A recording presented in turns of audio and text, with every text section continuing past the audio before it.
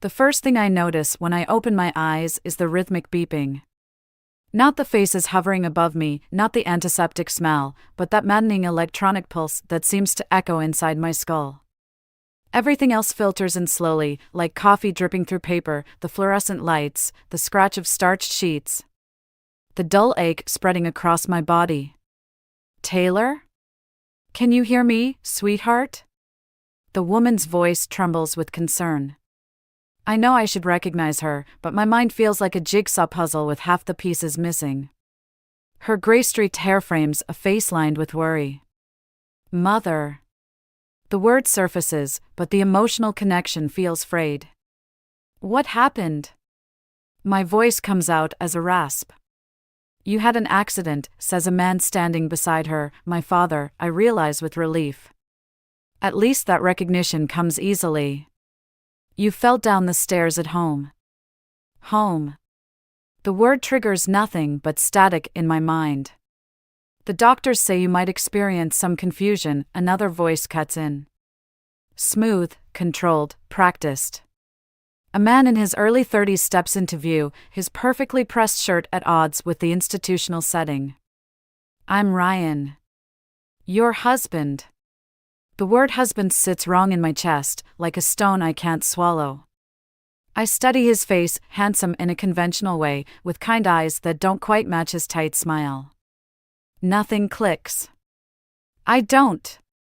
I start to say, but stop when I see the flash of something dark cross his features. It's gone so quickly, I might have imagined it. It's okay, darling, he says, reaching for my hand. His fingers are cool and dry. The doctor said temporary memory loss is normal with this type of injury. An older woman appears behind him, her silver hair swept into an immaculate updo. You gave us quite a scare, dear. Her smile doesn't reach her eyes. I'm Carol, Ryan's mother. We're all just so relieved. My own mother steps closer, her hand finding my shoulder. Maybe we should let Taylor rest. The doctor said not to overwhelm her. Of course, Ryan agrees smoothly, but his fingers tighten around mine for a moment before letting go. I'll be back first thing tomorrow, sweetheart. I watch them file out, Ryan and Carol first, then my parents, my mother lingering in the doorway until a nurse gently shoos her away. The quiet settles around me like dust, broken only by that persistent beeping. I close my eyes, trying to sort through the fragments in my mind. I remember my childhood home, my college years, my job at the marketing firm. But Ryan? Our supposed life together? It's all blank space and static. My phone sits on the bedside table. With shaking fingers, I reach for it, relieved when it unlocks with my thumbprint. The wallpaper shows me and Ryan at what must be our wedding, me in white, him in a tailored suit, both of us smiling. But something about my expression in the photo seems off, strained around the edges. I open my photos, scrolling through countless images of a life I don't remember living. Dinner parties, vacation shots, holiday gatherings. In every single one, Ryan's arm is around me, his smile perfect, his pose calculated. And in every single one, there's something in my eyes that looks like fear. A text notification pops up, rest well, darling. Everything will be back to normal soon. Ryan. Normal. The word sends an inexplicable chill down my spine. Because even though I can't remember what normal was, something deep in my gut is screaming that I don't want to go back to it. 3 days into my hospital stay, I've learned to fake sleep whenever I hear Ryan's measured footsteps approaching. It's become a survival instinct, like a prey animal playing dead. Through barely open eyes, I watch him and Carol enter my room, their whispered conversation carrying clearly in the quiet space. She's still not remembering anything substantial, Ryan says, his voice tight with frustration. The doctors say it could take weeks. Carol's perfectly manicured nails tap against her designer handbag. We can't afford weeks, Ryan. The board meeting is in 10 days. We need her signature on those documents. I know, Mother. Then handle it. She's your wife. Keep her in line like we discussed. My pulse quickens, but I force my breathing to stay steady. Through my lashes, I see Ryan's hand clench into a fist before relaxing. What if she never remembers? Then perhaps this accident was a blessing in disguise. Carol's voice turns thoughtful. A fresh start. We can reshape her memories. Make sure she remembers things our way. A nurse appears in the doorway, and their conversation cuts off abruptly. I wait until their footsteps fade before opening my eyes fully, my heart hammering against my ribs. Later that afternoon, my mother brings fresh clothes and a concerned frown. How are you feeling, sweetheart? Mom, I keep my voice low. What kind of documents would Ryan need me to sign? She stills, something flickering across her face. What do you mean? I overheard him talking with Carol. Something about a board meeting and needing my signature. She sits on the edge of my bed, her hands twisting in her lap. Taylor, there's something you should know. Before your accident, you came to me. You were worried about some papers Ryan wanted you to sign. Something about transferring your inheritance into a joint investment account. The inheritance. A fragment of memory surfaces, my grandmother's final gift, meant to secure my independence. How much? Just over $2 million. My fingers dig into the hospital blanket. Did I sign anything? No. You were supposed to meet with the lawyers the day after. She trails off, glancing at the door. The day after your accident. The implications hit me like a physical blow. I think about the wedding photo on my phone, my strained smile, the fear in my eyes. Mom, I don't think I fell down those stairs. She reaches for my hand, her grip fierce. Neither do I, baby. Neither do I. A knock at the door makes us both jump. It's Ryan, carrying a bouquet of roses that probably cost more than most people's weekly grocery budget. Ladies, he smiles, but his eyes are calculating. Susan, would you mind giving me a moment with my wife? My mother stands, her reluctance visible in every movement. Actually, I need to discuss something with Taylor's doctor about her discharge plans. Oh, that's all arranged, Ryan says smoothly. I've already spoken with Dr. Chin. Taylor's coming home with me tomorrow. I don't think that's wise, my mother starts, but Ryan cuts her off. With all due respect, Susan, she's my wife. Our home is where she belongs. The tension in the room thickens until I can barely breathe. I watch my mother's face, see the moment she decides to pick her battles. We'll discuss this later, she says, squeezing my hand before leaving. Ryan sets the roses beside my bed, then sits in the chair my mother vacated. His smile doesn't waver, but something cold creeps into his eyes. I've been thinking, darling, he says, reaching for my hand. I force myself not to flinch. Maybe this memory loss is an opportunity. A chance to start fresh, without any unfortunate misunderstandings between us. I meet his gaze, wondering how I ever missed the predatory gleam behind his perfect facade. What kind of misunderstandings? His fingers tighten almost imperceptibly around mine. Nothing worth remembering, sweetheart. Nothing at all. The first night back in Ryan's house feels like sleeping in a stranger's tomb. Everything is pristine, staged, perfect, and utterly wrong. I lie awake in our king-sized bed, listening to Ryan's measured breathing beside me, fighting the urge to run. A memory surfaces like a drowning victim breaking water, Ryan's hand around my wrist, his voice soft but menacing. Remember who you belong to, Taylor. The bedroom door creaks open. Carol's silhouette appears, and I close my eyes instantly, maintaining the steady breathing I've perfected during my hospital stay. Ryan, she whispers sharply. Are you awake? The mattress shifts as he sits up. What is it, Mother? The board's getting impatient. Harrison called. If we don't have those documents signed by next week, the whole deal falls apart. I know what I'm doing. Do you?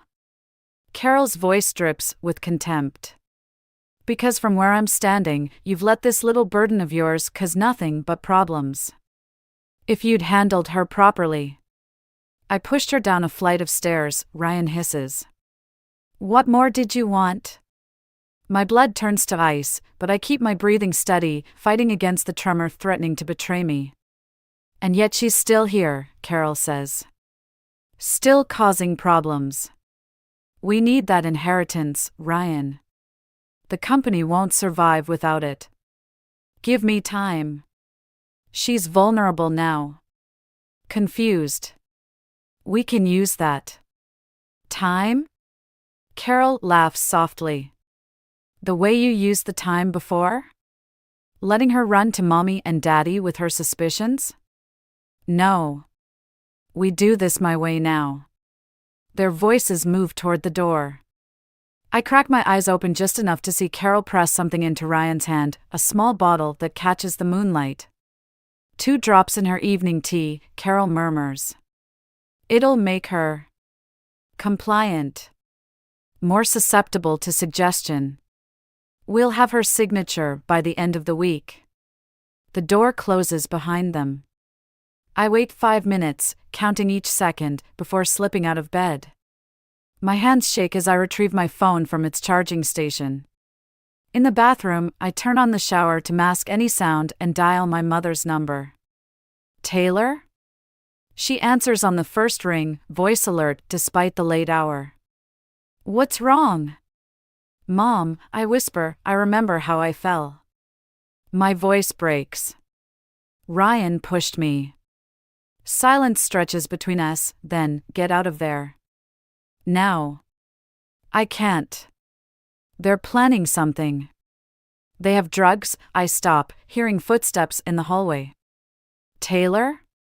Ryan's voice carries through the door.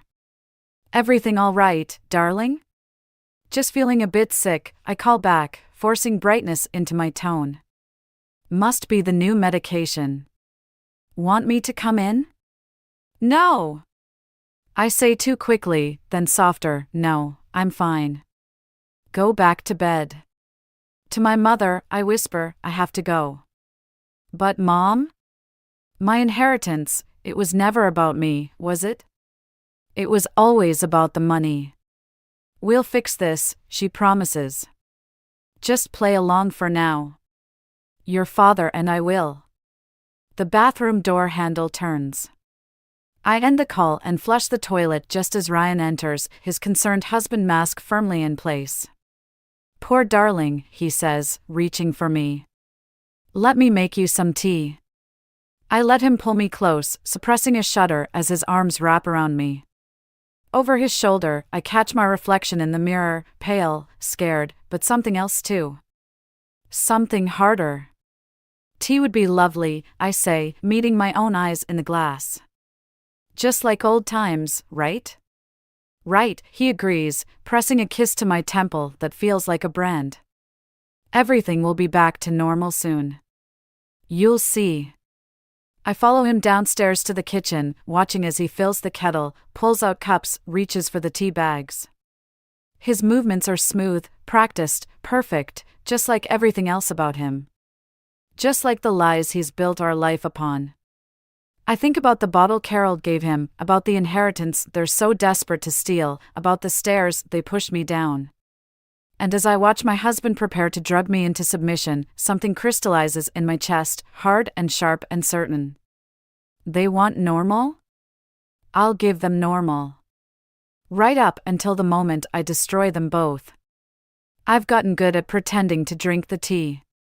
3 nights of carefully emptying cups into potted plants while Ryan watches with those calculating eyes. 3 nights of playing docile and confused while collecting evidence on my phone. The headaches started yesterday. Not from the fall, these feel different. Like memories trying to break through concrete. Taylor? Jenna's voice pulls me back to the present.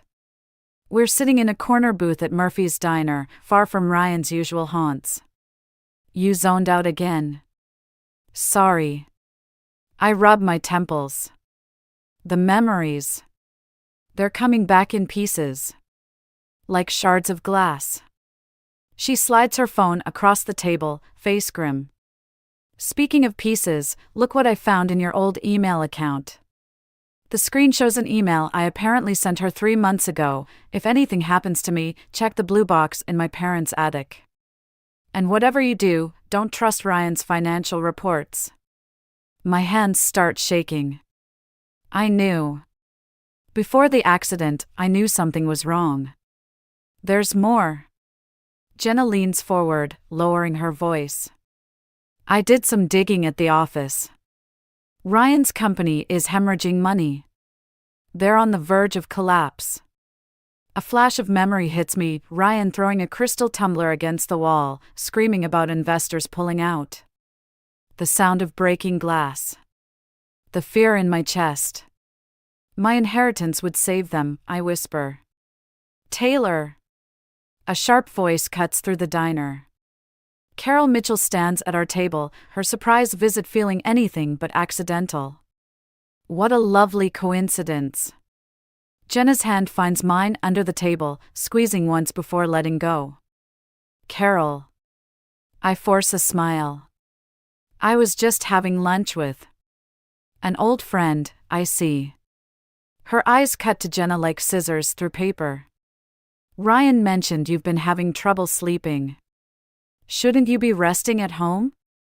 The threat in her voice is subtle but clear. Actually, Jenna stands, gathering her things. Taylor and I were just finishing up. But before I go, she pulls something from her bag, a small blue box. My breath catches. I found this while cleaning out my closet. Thought you might want it back. Carol's perfectly composed face twitches as I take the box. How thoughtful. Taylor, dear, let me drive you home. I can manage. I insist. In Carol's luxury sedan, the silence feels like a noose tightening. She takes a turn that definitely isn't toward home. Where are we going? To see Ryan at the office. Her manicured fingers drum the steering wheel. He's quite concerned about your wandering. Another memory surfaces, Carol's voice, cold and clear, she knows too much. Handle it, Ryan. My phone buzzes. A text from Jenna, copied everything from the box. Your parents are waiting at their lawyer's office. Get there any way you can. Actually, I say, forcing my voice to stay steady, I'm not feeling well. Could you pull over? Don't be difficult, Taylor. We both know how that ends. The headache spikes. And suddenly I remember everything about the night of my accident. Ryan's rage when he found the financial documents I'd discovered. Carol's calm voice on the phone, telling him what needed to be done. The push that sent me tumbling down the stairs. At the next red light, I make my decision. Without warning, I throw open the door and run. Carol's outraged scream follows me as I dart through traffic, horns blaring around me. I hear her car door slam, her heels clicking on pavement. But I have one advantage, I remember this neighborhood now. I remember everything. Including the shortcuts through the alley that will lead me to safety. To justice. To revenge. My phone buzzes again as I run, Ryan this time, where are you? Come home now. I type back 3 words that will start the war, I remember everything. Then I turn off my phone and keep running, the blue box clutched to my chest like a shield, my memories finally sharp enough to be weapons. The law office feels like a fortress, but even fortresses can be breached. My father paces, while my mother and Jenna hover near the window, watching for any sign of Ryan or Carol. The contents of the blue box are spread across the mahogany conference table, financial records, threatening notes. Photos of bruises I'd documented in secret. They'll be here soon, my father says, checking his phone again. The police are on standby. My hands won't stop shaking as I sign the restraining order. The pen feels like it weighs 1,000 pounds. Taylor. Jenna's voice turns sharp. Car pulling up. It's them. Through the third-floor window, I watch Ryan emerge from his Mercedes, Carol right behind him. Even from here, I can see the rage in his movements. The way he straightens his tie, a gesture I now remember means he's barely containing his violence. My phone lights up with his call. I answer on speaker. Where's my wife? His voice is silk over steel. Safe from you. A pause. Taylor, darling, you're confused. The accident wasn't an accident. My voice doesn't shake. Neither was the drugged tea, or the missing financial documents, or the convenient timing of my grandmother's inheritance. Think very carefully about what you're doing. Carol's voice cuts in. About what you have to lose. What I had to lose. I laugh, and it sounds foreign even to me. Like the baby I lost when Ryan pushed me down those stairs. The room goes silent. My mother's hand flies to her mouth. I hadn't told them that part yet. The memory had only surfaced this morning, sharp as broken glass. I was going to tell you that night, I continue, each word a weapon. About the baby. About the embezzlement I'd discovered. About everything. Taylor, Ryan's voice turns gentle, reasonable, his most dangerous tone. Come home. We can talk about this. Like we talked about the missing investor funds? Or how about Carol's gambling debts that you've been covering up? A sharp intake of breath from Carol. You little. Everything's documented, I cut her off. Every threat, every bruise, every missing dollar. The police have copies. The board members have copies. The press has copies. Through the window, I watch Ryan's facade crack. He slams his fist against his car hood, making Carol jump. You're bluffing, he snarls. Check your email. I hear the notification ping through the phone. Watch him pull out his phone, his face draining of color as he scrolls through the evidence I've spent 3 days compiling. You can't. I already did. I move closer to the window, letting them see me. You should have killed me when you had the chance, Ryan. Because now? Now I'm going to destroy you both. You stupid girl, Carol hisses. You have no idea what we're capable of. Actually, I do. That's why I recorded this conversation too. Police sirens wail in the distance, growing closer. Ryan's head snaps up, his eyes meeting mine through the glass.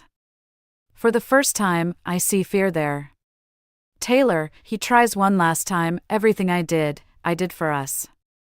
No. I press my hand against the cold window. Everything you did for yourself. And now you're going to pay for it. I end the call as police cars surround them. Watch as officers approach, weapons drawn. Watch as Ryan's perfect facade crumbles completely when the handcuffs click around his wrists. It's not over, my father warns, placing a hand on my shoulder. They'll fight back. Let them. I turn away from the window as Ryan and Carol are led to separate patrol cars. I'm not afraid anymore. But later, alone in the office bathroom, I stare at my reflection and let myself shake apart for exactly 1 minute. Because this isn't just about revenge anymore. It's about justice, for me, for my unborn child, for every person they've ever hurt. And justice, I'm learning, is a much colder companion than revenge. When I emerge, my hands have stopped shaking. There's work to be done, statements to give, a life to reclaim. But first, I have to face the hardest part. Living with the person I'm becoming. The bail hearing feels like a twisted reunion. Ryan sits across the courtroom, immaculate in his designer suit, while Carol perches in the gallery like a vulture in Chanel. Their lawyers have spent 2 hours spinning tales of my mental instability, my confusion after the accident, my vindictive nature. I grip the wooden barrier until my knuckles turn white, watching the judge review the evidence. My evidence. The recordings, the photos, the financial documents that took 3 days to compile. Your Honor, Ryan's lawyer drones, these allegations are clearly the product of my client's wife's traumatic brain injury. The recordings could easily be manipulated. The recordings, Ryan interrupts, standing suddenly, aren't the issue here.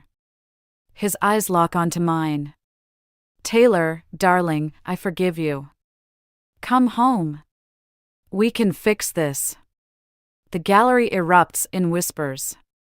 My lawyer starts to object, but Ryan keeps talking, his voice hitting that perfect note of concerned husband that used to make me doubt my own sanity. You're sick, sweetheart. Confused. Remember how happy we were? Remember our plans for a family? The baby. My hand instinctively moves to my stomach, and I see his eyes track the movement. A cruel smile flickers across his face, gone so fast nobody else could have caught it. Order, the judge demands, but Ryan's already achieved his goal. I feel the room's energy shift, see the doubt creeping into people's expressions. That's when Carol makes her move. Your Honor, she rises, dabbing at her eyes with a monogrammed handkerchief, as a mother. I beg you to consider getting my daughter-in-law the help she needs. The gambling debts she's trying to hide, the dangerous people she's involved with. What? I stand so fast my chair scrapes back. That's not. We have proof, Carol continues, nodding to her lawyer, who produces a thick folder. Bank statements, loan documents, threats from collectors. We were trying to protect her. The judge accepts the folder, and I watch my carefully constructed case begin to crumble. Because the documents look real. The signatures look like mine. The dates align perfectly with gaps in my memory. Your Honor, my lawyer starts, but I barely hear him. Because I'm watching Ryan's face, seeing the satisfaction in his eyes, and suddenly I understand. They planned this. They knew I'd fight back, knew I'd gather evidence. They let me think I was winning. Furthermore, Carol's lawyer adds, we have witnesses who'll testify to Mrs. Mitchell's erratic behavior before the accident. Her paranoid accusations, her violent outbursts. No, I whisper, but my voice sounds weak even to me. The room starts to spin. That's not. I never. Taylor? Jenna's voice comes from somewhere behind me, concerned. But I can't focus. Can't breathe. Because Ryan's standing again, moving toward me with that perfect mask of concern. Sweetheart, he says softly, reaching for me. Let me help you. I stumble back, hitting the gallery railing. Don't touch me. Mrs. Mitchell, the judge's voice cuts through my panic. Given this new evidence, I'm inclined to grant bail. However, I'm also ordering a psychiatric evaluation. They're lying, I say, but my voice shakes. They're the ones who, the baby, he pushed. The miscarriage was tragic, Ryan interrupts smoothly, but you can't keep blaming me for an accident. Let me take you home. We can get through this together. The room blurs. I see Carol's satisfied smile, see the judge's sympathetic look, see my carefully constructed revenge falling apart. Because they're better at this game than I am. They always were. Recess, the judge announces, 1 hour. I flee the courtroom, ignoring Jenna's calls, my parents' concerned voices. In the bathroom, I splash water on my face and stare at my reflection. The woman looking back seems fragile, broken, exactly how they want me to appear. My phone buzzes, an unknown number. The text contains a single image, me, unconscious at the bottom of those stairs, and a message. Ready to play nice, darling? Or should we show everyone what really happened that night? The envelope arrives at my parents' house 3 days after the bail hearing. No return address, just my name in careful cursive I recognize as Carol's. Inside, I find a letter that makes my hands shake. Dearest Carol, it begins, in unfamiliar handwriting. I know you'll never forgive me for exposing Richard's embezzlement scheme. But watching my brother destroy himself, and you, was more than I could bear. The letter continues, dated 15 years ago, signed by Carol's estranged sister. It details a familiar pattern: financial fraud, covered-up crimes, a wife who knew too much. My phone rings. Carol. Interesting reading? Her voice is ice. I wondered where that letter had disappeared to. History repeats itself, doesn't it? I say. You watched your husband destroy himself, so you taught Ryan to be smarter about it. Better at covering his tracks. Come to the house, she says.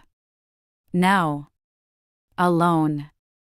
Or those photos from the stairs go public. I arrive to find Carol alone in her pristine living room, Ryan's childhood photos watching from every wall. She holds a tumbler of scotch, her hand steady. Your sister tried to save you, I say, holding up the letter. Just like I tried to save Ryan from you. Save him? She laughs. I made him strong. Unlike his father, Ryan understands the cost of power. The cost? My voice rises. Like my baby? Like my sanity? Please. She waves dismissively. That pregnancy was inconvenient. You were becoming difficult. Like Richard's first wife. The pieces click together. What happened to her? Tragic accident. Carol's smile doesn't reach her eyes. Stairs can be so treacherous. My phone buzzes in my pocket, the signal. I step closer, letting her see the rage in my eyes. You're a monster. I'm a survivor. She stands, moving to the bar cart. Unlike you. You sure about that? She turns, and I see the exact moment she notices the red light blinking on the brooch Jenna helped me plant yesterday. Her hand jerks, spilling scotch. You. Me.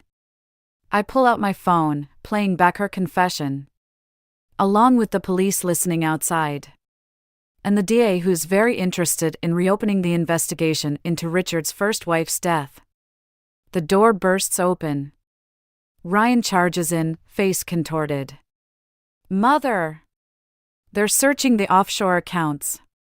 He freezes, seeing me. Seeing the officers following him. It's over, I say quietly. You bitch! He lunges for me, but the police are faster. As they wrestle him down, Carol moves with surprising speed, grabbing something from the bar cart. If I'm going down, she snarls, raising the small revolver, you're coming with me. Three things happen simultaneously. Ryan shouts, Mother, no. I dive left, and a shot rings out. Pain blazes across my arm as I hit the ground.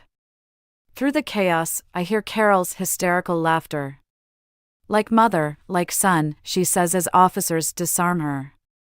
We both married beneath us. I stand, pressing a hand to my grazed arm, and walk to where Ryan is pinned, handcuffed. You know what the difference is between me and Richard's first wife? I say to Carol. I survived. And I'm going to make sure everyone knows exactly who you both are. Taylor, Ryan pleads, his facade finally cracking. Don't do this. I love. Save it for your cellmate. As they're led away, Carol turns back. We're the same, you and I. Survivors. No, I say, touching my wounded arm. I'm nothing like you. Because I'm going to survive with my soul intact. Outside, emergency lights paint the neighborhood in red and blue. My parents and Jenna wait by the cars, fear turning to relief when they see me walking out. It's done, I tell them, watching the patrol cars pull away. It's finally done.